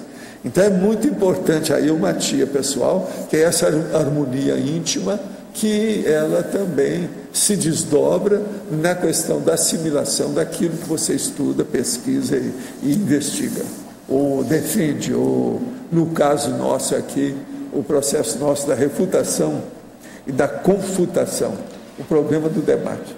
Isso tudo ajuda demais. Valdo, com relação à volitaciologia, uma consim que tem facilidade para volitação na projeção, isso demonstra de que ela veio de uma comunex de curso intermissivo? De qualquer maneira, isso mostra uma positividade já grande. Por quê? Você vai em muitos lugares, tipo baratrosférico, que as pessoas não volitam, elas são praticamente quase que igual a pessoas humanas, são bichos extrafísicos, animais extrafísicos. Então, se uma pessoa já volita, já mostra alguma coisa. A segunda coisa é saber se a pessoa já tem alguma telepatia extrafísica. E ela começa a ver isso através da percepção extrafísica, quando ela está projetada. Isso ajuda demais. Uma coisa junta com a outra. Isso já determina, até certo ponto, o grau da comunidade? Não, já mostra que ela não está assim tão ruim, se de ver para onde ela vai. Agora, ela tem que começar a pensar, qual a qualidade da minha intenção? Ela vai ver se ela já está no 51%. Entende? Dentro do grupo evolutivo. Ela já está, então, num nível acima da média. Ela já não é mais tão medíocre do jeito que era. Isso é importantíssimo. Entende? Valdo, aqui no ar. Aqui na parafatologia, no finalzinho da quarta linha para a quinta. A retroforma? Isso. Essa aí nós já falamos. Você chegou agora? Mais ou menos. Você estava dormindo aí antes? Não. Não. Eu acho que você não sabe, que você é muito... Não, foi... Eu cheguei depois, no caso. Foi. Mas olha, a retroforma holopensene podendo predispor e se antepor às pesquisas cognitivas. Nós falamos aqui agora há pouco. O problema todo é o seguinte, você vai para um lugar onde a atmosfera você já esteve ali antes. Então você tem energias gravitantes suas lá dentro, você já deu seu sangue no lugar. Aquilo então é favorável para você. Se você, naquela outra condição, na outra vida, por exemplo, você fez alguma coisa positiva. Se fez, aquilo vai ser tudo a seu favor. Vai ser muito positivo. Isso é a retroforma. Agora, essa retroforma, ela pode predispor ou se antepõe às pesquisas cognitivas. Ela vai instruir você, ela vai enriquecer seu modo de pensar. Ela vai ver o que é importante para você procurar, como neo-verpon, na heurística, na verponologia, na ideia original. O que é importante? Isso tudo ela vai enriquecer você. Eu não entendi bem, essa retroforma eu estou carregando comigo aqui, no caso não, dessa você vez? Não está carregando, você chega num lugar e você sente que você já esteve ali. Isso é um dejaísmo. Existe o dejaísmo até projetivo, de todo tipo. Agora, a pessoa sabe como é que é. Nós todos temos muito lugar na Terra que nós temos forma, todo mundo aqui. O processo é saber onde é que tem formas positivas. Agora, se você cometeu uma opção de atrocidade, de loucura, de diatribes, de crimes, de ilicitudes, você vai no lugar que na mesma hora te dá uma doença, você pega um resfriado, começa a dar alteração, porque as energias estão todas contra você. Você não limpou o seu ambiente. Então, olha bem por onde você passa, limpa tudo aonde você esteve. Abençoa onde você esteve. Se você voltar amanhã, as energias gravitantes que ficam lá vão ser a seu favor. Você não vai ter revertério, você vai ter um retorno abençoado. Vai receber banho de energia positiva, né? Mas no caso lá, por exemplo, uma pessoa viaja para a Europa e vai lá e se sente mal num determinado país. Quer dizer que fez besteira enorme, tá certo? E às vezes acabou até sendo morta. Matou e foi morto. Tudo isso tem. Eu já encontrei com gente que sabia até de tudo. Lembrava de tudo. Agora, esses são os casos de personalidade consecutiva que a gente não fala, né? Porque são negativos, você não vai falar. E é os que tem mais, que a gente descobre mais são esses. Meu consultório sempre foi, eu tinha um negócio assim. Mais ou menos... cada caso, que a gente não pode falar. Se eu fosse falar, dá até cadeia. Mais ou menos tendo um pouco de relação com isso. Você já falou muitas vezes das comemorações extrafísicas. Então tem aquela fase, aquele período do ano que a pessoa se sente bem porque tem a ver com alguma comemoração. E também teria momentos que a pessoa não se sente tão bem porque teria, sei lá, uma comemoração de algo que ela participou. Não, e tem gente que se sente mal o tempo todo porque está todo mundo só pensando mal da pessoa. Tem disso tudo. Não, mas aí você fala... Essas pessoas que ficam desesperadas num determinado ponto da vida, que entram em depressão durante muito tempo, tem problema do passado violento. Não adianta culpar a mamãe, o papai, a genética, o ambiente, a profissão, o colega, não. É ela, é a pessoa. Mas pode, então, a pessoa ter períodos do ano que ela não se sente bem, tendo relação com isso? Não, tem aquele período que eles estão fazendo a comemoração, que o negócio está tudo para trás. Entende? Lembre-se daquele caso que eu falei, do rapaz que matou o tio com o incêndio da casa. E que depois ele esqueceu que os documentos estavam lá e deixou em cima da mesa, porque ele saiu afobado. A hora que ele julgou o negócio, começou a pegar fogo, ele quis ir embora. E o tio dele não tinha jeito de sair, porque ele era um pouco inválido, né? Então, na hora que ele chega e está olhando aquilo lá, e todo mundo vendo, e ele lá mostrando com todo o histrionismo, um ator, né?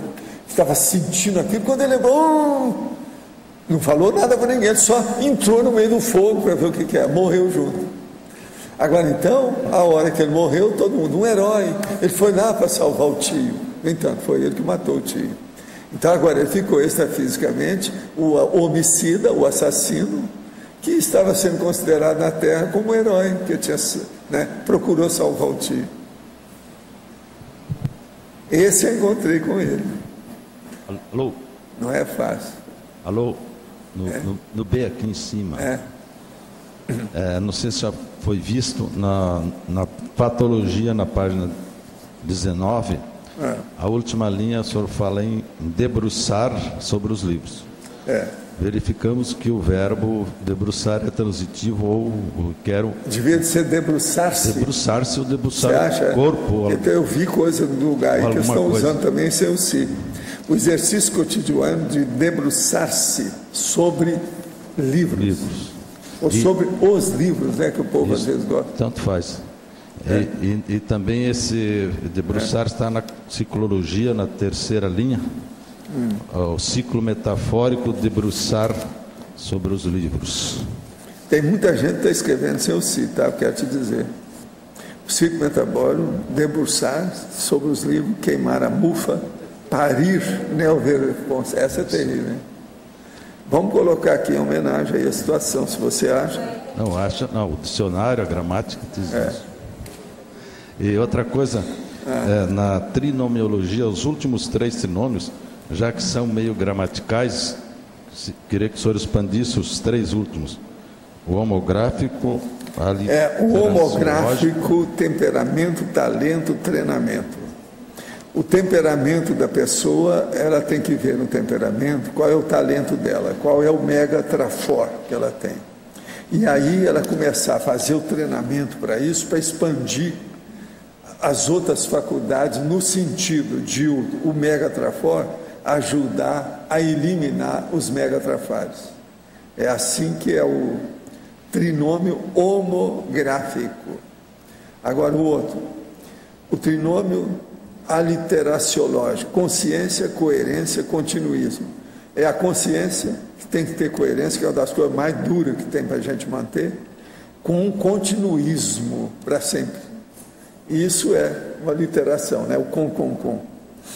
Agora, o trinômio caracterológico, raciocinador, pesquisador, refutador. É o que a gente tenta ser aqui, nós todos, não é isso? Raciocinar, fazer pesquisa e depois discutir o negócio aqui, a refutação. A intenção aqui é a melhor que tem, né? E outra coisa, dentro do nosso processo de aptidão a conhecer, isso aqui é perfeito. Está bem dentro do clima, da atmosfera, do holopensene, né, do processo. Claro? Agora aqui. Estou com 33 anos e minha memória é bastante fraca para números, nomes e eventos. Esqueço bem facilmente dos detalhes. Isso foi percebido por mim na adolescência. Entretanto, tenho bastante facilidade intelectual, lógica, cognitiva e de elaboração de ideias, associação de ideias, como o exemplo que o senhor acabou de dar, ao ponto de ser esse meu mega trafor. Me recordo facilmente o raciocínio de ideias, podendo explicar um raciocínio anos após ter compreendido. Mas não me pergunte onde li isso, o nome do propositor ou do livro, por exemplo. Será que isso estaria relacionado à retrovida ou seria um problema somático meu? O senhor tem alguma dica? Não. Eu quero te dizer que isso não é problema. Isso aí é problema da natureza humana, é do corpo humano, é do processo da somatologia. Hoje eles estão mostrando isso tudo com calma. Eu já falei aqui sobre o processo de memória. Na memória, por exemplo, nós esquecemos o processo do detalhe, mas a gente às vezes lembra do que é o significado. Então o significado mas você não lembra o nome, que nome você vai usar, a palavra que vai dar para aquilo. Então isso é generalizado, isso faz parte da natureza humana. Hoje em dia tem até um livro que eu posso trazer aqui uma hora para mostrar sobre o negócio de erros, que o cara fez levantamento disso tudo para mostrar como é que é esses erros que tem. E erro de memória desse aí é muito comum. Inclusive tem uma hora que eu quero trazer, inclusive para mostrar para você, que fala sobre a radiologia da medicina, é uma das coisas que se erra mais. Então o cara viu a radiologia lá, tirou a radiografia 10 vezes durante 5 anos, ou 3 anos, e ele não viu que tinha um câncer lá dentro, e estava lá o tempo todo. Quando o câncer apareceu, eles vão comparar com as radiografias, estava lá um negócio bem claro, o cara passou por cima. Agora, o percentual disso é enorme, está lá, ele fez o levantamento. Eu posso trazer esse livro aí com calma depois para vocês, que eu estou estudando o processo de erro. Erro é a errologia, não é fácil, é muita coisa que tem. Agora, no caso do nosso amigo aqui, o que você deve fazer é usar o laptop, fazer registro e começar a escrever. A escrita vai melhorar você. Então, você não fica só com isso aí.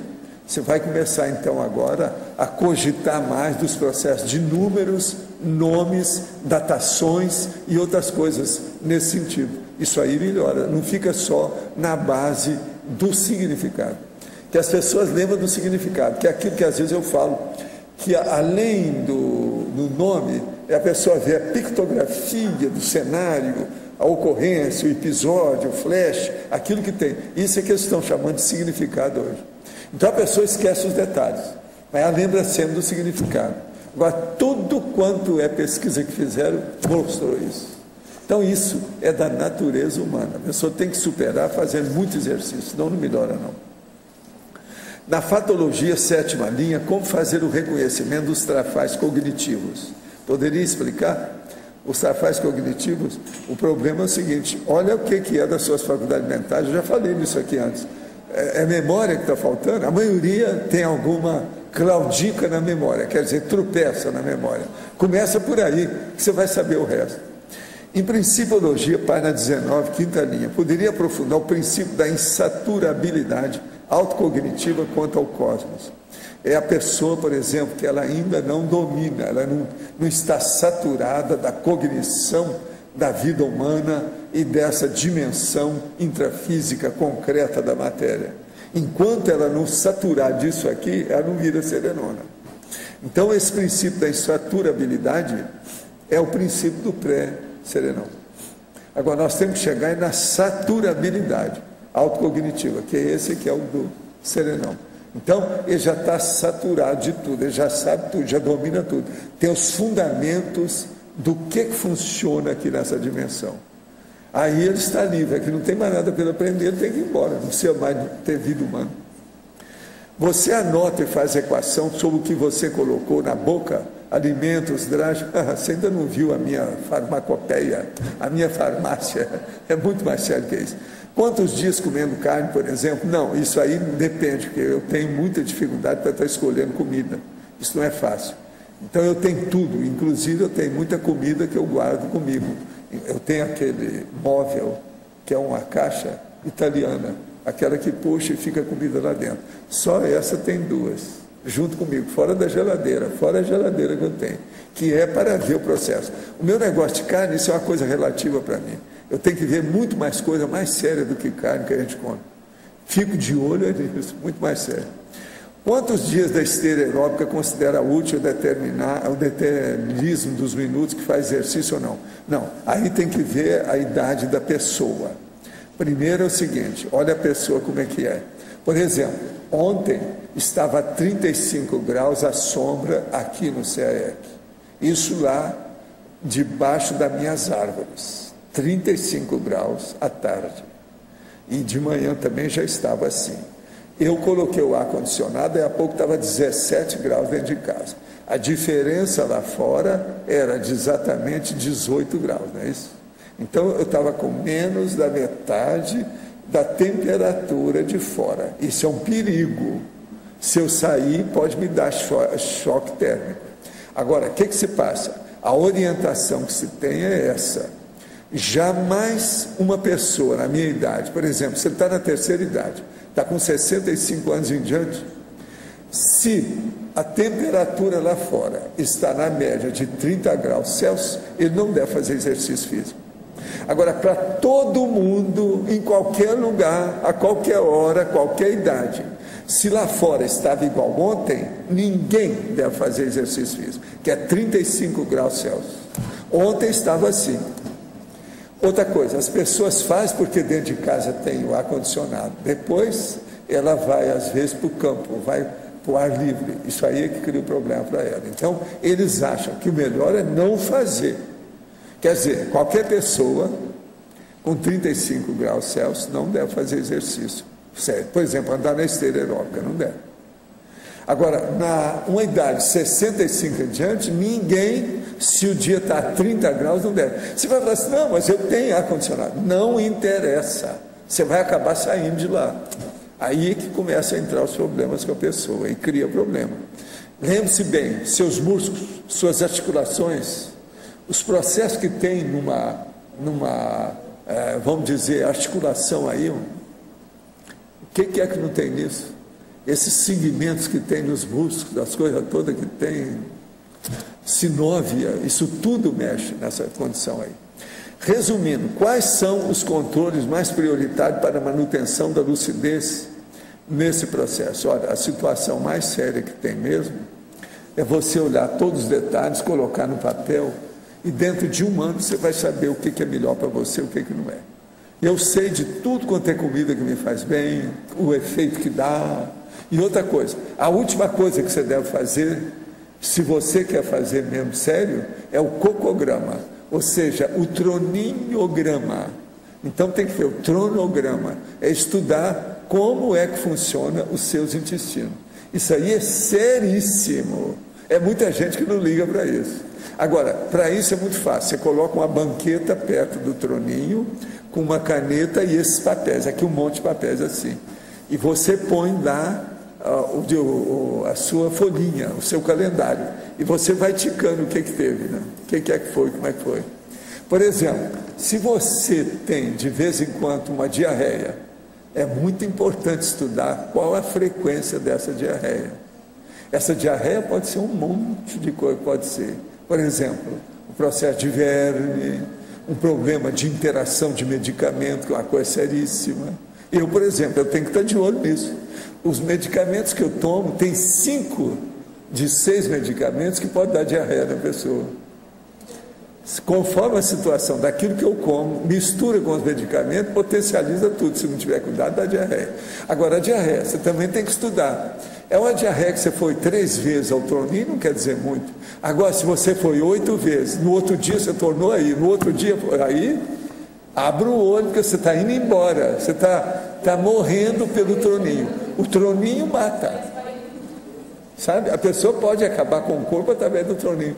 Ela descarrega, ela dá descarga. Então, ela deleta o corpo através da descarga.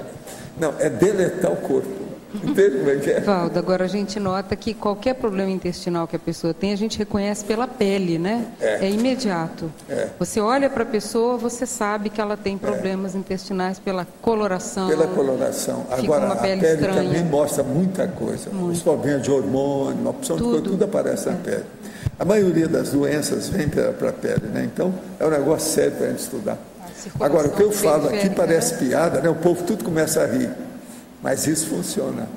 Olha, muita gente já melhorou a vida devido ao meu processo de mostrar o calendário, o cronograma. É um negócio sério. O remédio sem parar para fazer o intestino. Agora, vocês nunca viram livro nenhum que fala disso, já? O povo não fala porque é escatológico. Mexeu com cocô, o povo tira o cocô fora do terra. É uma besteira. Todo mundo tem cocô. É o processo da matéria gasta. Todo mundo aqui está cheio de matéria gasta. Então, por exemplo, eu quando comecei no Instituto, eu falei assim, olha aqui, o que eu quero aqui é o seguinte, que vocês tenham mais ideia na cabeça do que matéria gasta no intestino. A turma toda começava a rir. Depois eu parei, porque a turma melhorou, né? Vertigou. Ficam querendo saber os melhores cremes, o que você usa, não sei o que. Pois é, mas precisava de saber outras coisas. Agora, essas pessoas aqui, as moças que falam muito em creme, qualquer coisa, dão uma descarga no troninho assim, sem olhar. Outra coisa, às vezes são bobocas porque não tampam a tampa do vaso, que tem que tampar, devido ao processo de todos os problemas que saem dali. Isso é negativo. Outra coisa, a escova de dente deve ficar no mínimo a 2 metros de distância do troninho. Então, tudo isso é um negócio seríssimo, tem que pensar nisso tudo. Eu estou falando que ele está perguntando tudo, os controles, tudo aqui. Algum tempo atrás, tive uma projeção induzida pela vontade, com a finalidade de fazer uma visita para uma jovem minha amiga. Quando me vi projetado, lembrei-me, após alguns segundos, do motivo daquela projeção. Quando me dispus a ir ao encontro da pessoa-alvo, tive um destino diferente. Fui levado muito alto no espaço, onde pude observar as luzes das várias cidades vizinhas da minha, muito distante lá embaixo. Retornei à base física e depois, novamente, fui levado para o mesmo lugar pela segunda vez. Retornei novamente para a base física e quando pela terceira vez tentei ver o alvo, aconteceu uma coisa estranha. Tive a impressão de estar em câmera lenta, desisti e voltei para casa. O que acontece quando não podemos imediatamente ver o alvo sendo desviado para outro lugar? Essa sensação de câmera lenta. A sensação de câmera lenta, eu já expliquei isso, já escrevi sobre isso, tudo isso é comum. É quando tem alguma alteração no processo do laço, do psicossoma da consciência projetada. Então dá o problema da câmera lenta, porque a pessoa já esgotou os processos da energia e o modo que ela está ali. Agora, o que você deve fazer é o seguinte, quando acontecer isso de novo, você vai ver quem é que está ajudando você a fazer essas projeções. Porque se você está indo contra a vontade, se aquilo é positivo, é um amparador. Se você está indo contra a vontade e aquilo é negativo, é porque é um assediador. Então, olha bem, que o caso aí, às vezes, é um amparador. Como superar o autoassédio, mesmo que as pessoas e grupos ao seu redor insistem em te assediar, seja direto ou indiretamente? Poderia me dar uma dica? Quero voltar a estudar, mas estou numa dúvida entre farmácia ou engenharia elétrica para poder fazer pós-engenharia biomédica. Qual seria uma opção mais interassistencial ou evolutiva?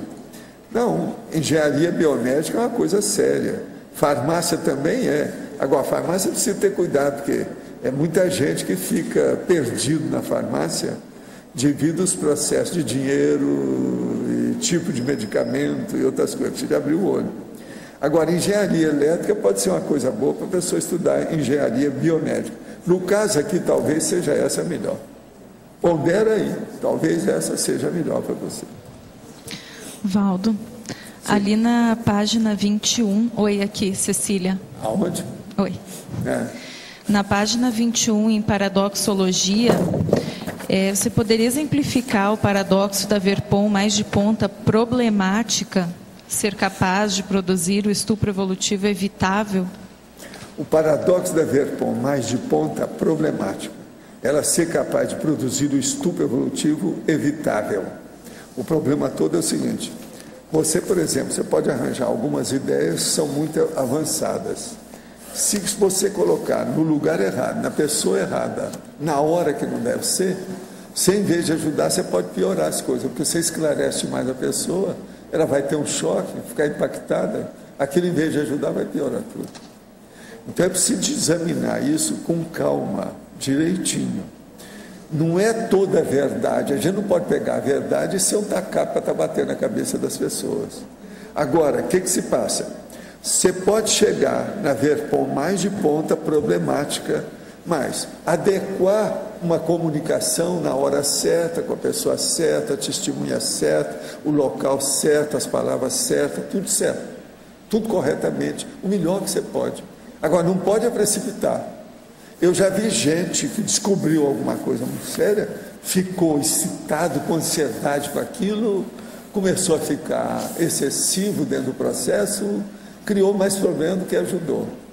Aquilo criou até problema para a pessoa, arranjou uma opção de desafeto a partir daquilo. Mas a VERPOM é problemática por ir contra a cultura? Ela é problemática porque não souberam fazer a difusão, a comunicação, a divulgação, a apresentação. Então, por causa da forma, o momento e a forma. Não é só a forma, né? Tem uma série de condições nisso, né? Entra aí o problema intelectual, o de conteúdo, o processo emocional da situação, o convívio. Tem uma série de condições. Outra coisa, uma boa parte das pessoas, quando começa a ter alguma VERPOM, uma verdade relativa de ponta, ela tem a respeito de pessoas com quem ela vive. Por quê? Ela está fazendo pesquisa, a única que ela pesquisa é a convivialidade. Ela é da fofinha, da fofoca, ela acaba descobrindo as coisas. Você está entendendo? A hora que ela começa a pesquisar mesmo. E aí, se ela fala, passa da conta, pronto, dá com os burros na água, o negócio é negativo. Então, nós temos que ponderar muito o que a gente sabe. A verdade pode matar. O que você queria?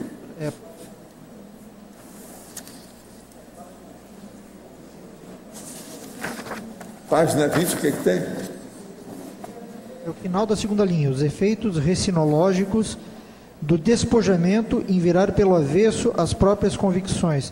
Eu vejo assim, eu tenho problema de apriorismose, isso para mim é difícil. O que pode ajudar nesse despojamento das próprias convicções?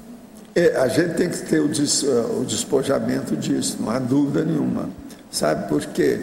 Em virar do avesso. Você tem que estar preparado para a reciclagem. Agora, a reciclagem mais séria que a gente precisa fazer é justamente da ideia. Não, nós não podemos ser a priorota. Nós temos que cortar o apriorismo. Tem que pensar nisso. Tá certo?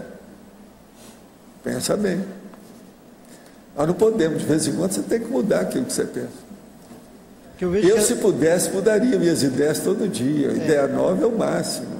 Bem-vinda seja aquela que aparece, mas isso às vezes não é possível. Às vezes eu percebo que eu incorro na apriorismose de uma forma quase automática. A coisa vem e já vem uma resposta pronta, um repertório já antigo. Vai com calma. Então, fala menos e escuta mais. Isso aqui é o melhor. E eu não estou falando ouça, não, estou falando escutar. Escutar é uma pessoa que escuta direitinho aquilo que é o som, a palavra, o que está sendo dado. Ouvir a pessoa, as palavras voam. Então, o processo é saber escutar corretamente. Isso aí não é fácil. Tá certo?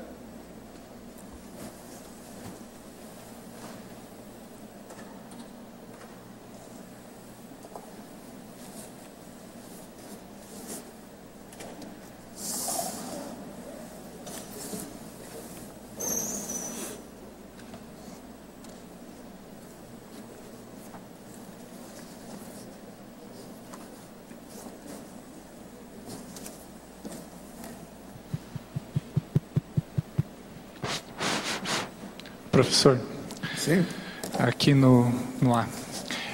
Neste domingo agora a gente vai iniciar uma turma do Pai, a gente vai estudar a história e a para-história. Essa questão do processo da aptidão a conhecer, do aprendizado, como é que o intermissivista pode tirar melhor proveito de estudar a história?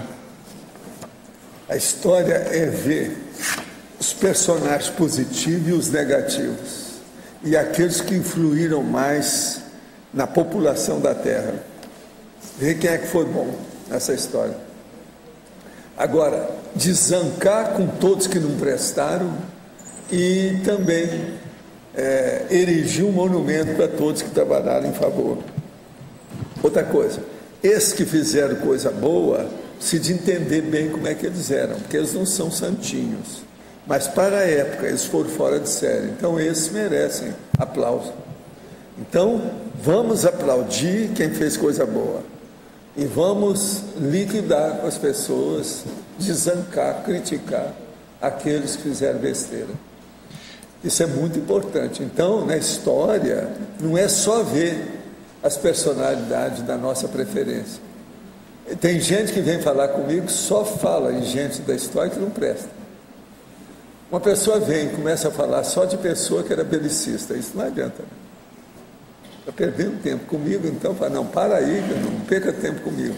Eu sou contra. Então a gente tem que ver como é que é isso. A história é um poço de tudo. É o lixão. Tem de tudo nela.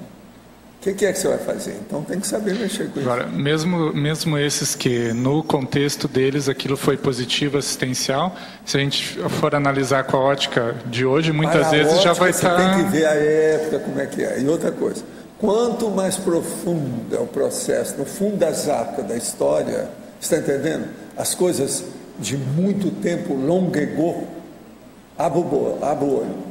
Que ali é difícil, porque aí já tem muita fantasia, a versão está corrompida, é muita besteira.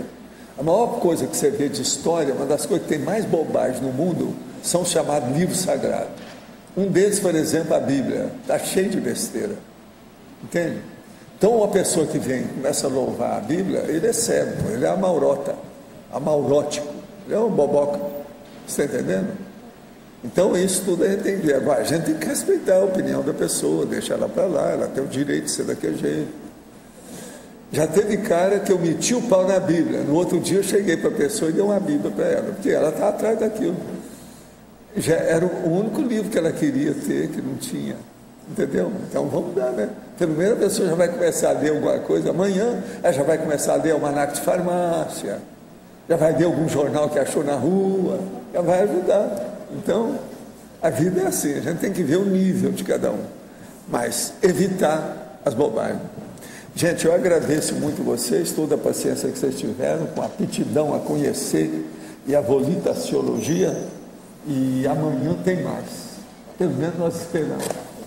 Os nossos comerciais, por favor. Obrigada. As pontuações da tertúlia de hoje foram 56 assinaturas no livro de presença, 14 perguntas presenciais, 19 perguntas respondidas online, 26 votos presenciais, 11 votos online. Hoje temos 3 recados.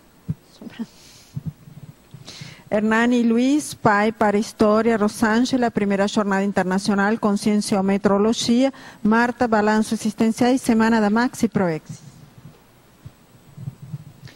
Pessoal, boa tarde a todos. Então, para quem aí já desenvolveu ou quer desenvolver a aptidão para conhecer, a Reaprendência vai estar iniciando neste domingo, no dia 5, uma nova turma do PAI, do Programa de Aceleração da Erudição, que é uma turma especial de História e para História. Então a gente vai abordar períodos aí importantes da história, procurar fazer a correlação desses períodos com a para-história e também com o nosso contexto aí do grupo evolutivo. Tá? Para falar um pouquinho mais aí das aulas, eu vou passar para o Hernani. Só lembrando que as inscrições já estão abertas, são 20 vagas presenciais e 70 vagas online. Tá? O pessoal que já pode se dirigir à recepção do SEAC para fazer as inscrições. Só para falar um pouquinho sobre as aulas, a primeira aula de domingo agora, dia 5, vai ser uma aula temática sobre historiografia, para dar um panorama geral, que vai ser ministrada pela professora Milena Mascarenhas. E depois a gente vai estudar as aulas com as obras, são 9 obras que foram selecionadas. Tá? Vamos estudar o Egito, a China, período do Império Romano, Iluminismo. Um passeio geral pela história com 9 obras bem selecionadas. Todas as obras já estão disponíveis. Quem quiser dar uma folhada nos livros para olhar, é só dar uma passada lá na epígrafe, que os livros estão todos lá. E as inscrições, lembrando, é R$ 390. E é só entrar em contato com a recepção do SEAC ou mandar um e-mail para contato@reaprendência.org.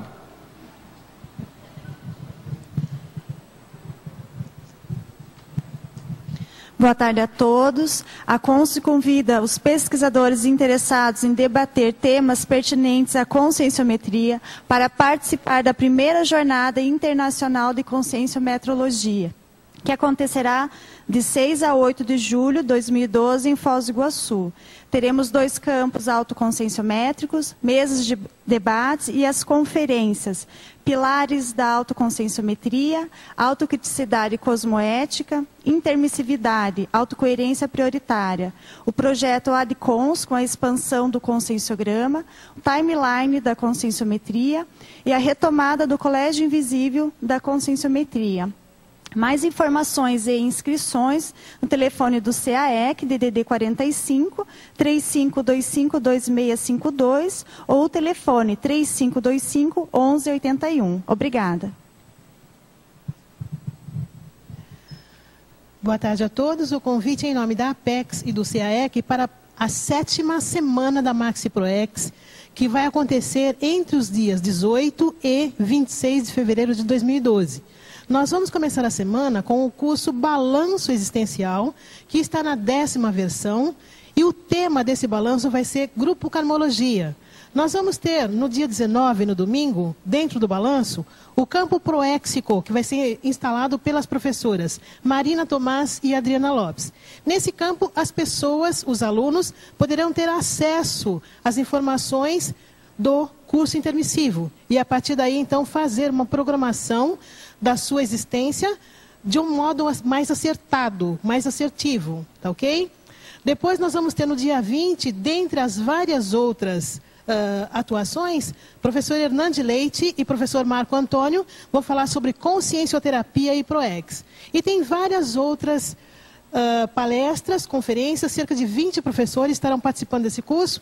Além do mais, você vai poder também fazer o seu planejamento de vida para os próximos anos. As informações podem ser feitas diretamente na recepção do CAEC, pelo telefone 045 3525 2652. Repetindo o telefone, 3525 2652. Ou então diretamente no site da Apex, www.apexinternacional.org, e esse pagamento pode ser feito em até 10 vezes sem juros. Obrigada e até logo. O verbete eleito para amanhã é para varredura cosmovisiológica, especialidade intermissiologia. Obrigada e boa tarde a todos.